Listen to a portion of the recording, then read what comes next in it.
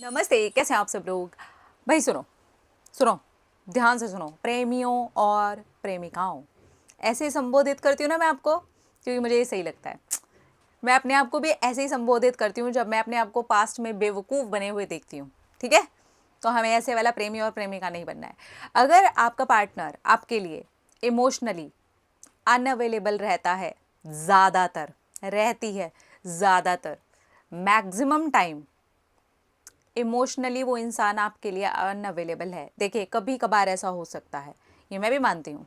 कभी कभार ऐसा हो सकता है कि वो इंसान इमोशनली हमारे लिए अनअवेलेबल हो, क्योंकि हम इंसान हैं, हर चीज़ के लिए हम रेडी नहीं हो सकते हैं। ठीक है, तो वो कभी कभी की छोड़ते हैं, पर हम मैक्सिमम टाइम की बात करते हैं। अगर मैक्सिमम टाइम वो इंसान इमोशनली अनअवेलेबल है,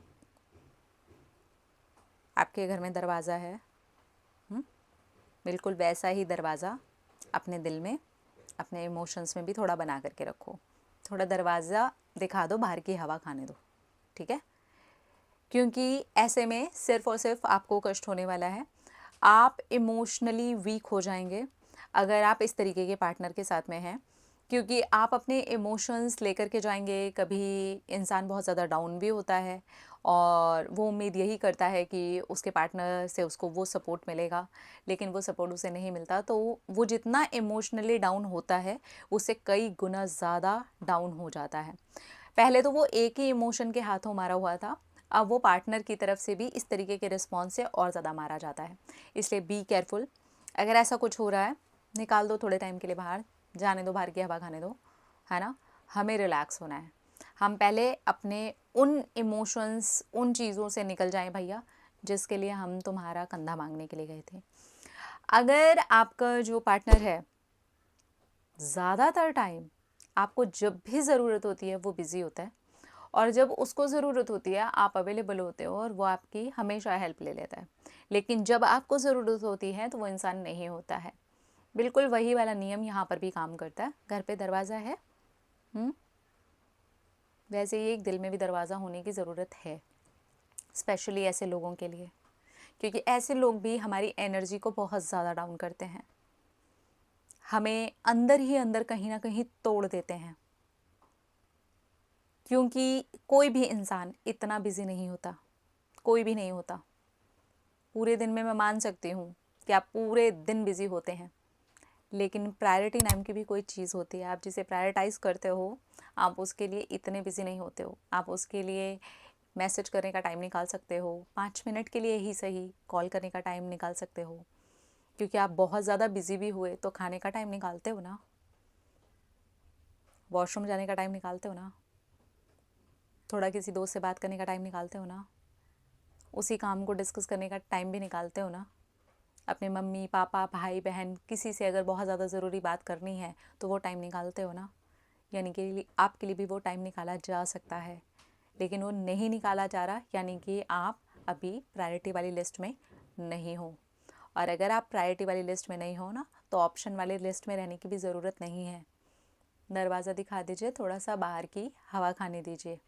ठीक है, सामने वाला अगर इंसान हमेशा ही आपको कंपेयर करता है, डाउन फील करवाता है, बुरा महसूस करवाता है, ये फील करवाता है कि आपके उस रिश्ते में कोई औकात नहीं है, तो यकीन मानिए आपके दिल में रहने की उस इंसान की कोई औकात नहीं है।